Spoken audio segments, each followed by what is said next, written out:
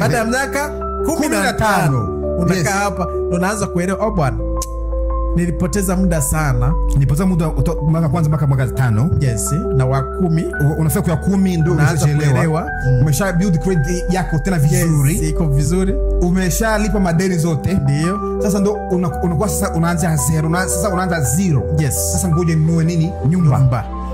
For retirement. 15 years depending na miaka ambayo ulikuja nayo katika nchi hiyo gabuni. Okay.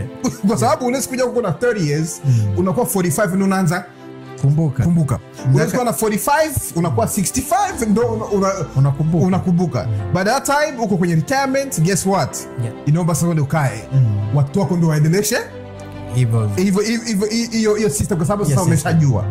Sasa kwa mwaka wa 20, mwaka wa 15 umejielewa na umepanga kila kitu, unaanza sasa kununua vitu ambavyo unaona ni vya maana, sio vile vya kukimbia na gari za mpya. Ukiangalia watu ambao wamekaa hapa kati ya miaka 15 na 20, utakuta wanatembeza gari za kawaida.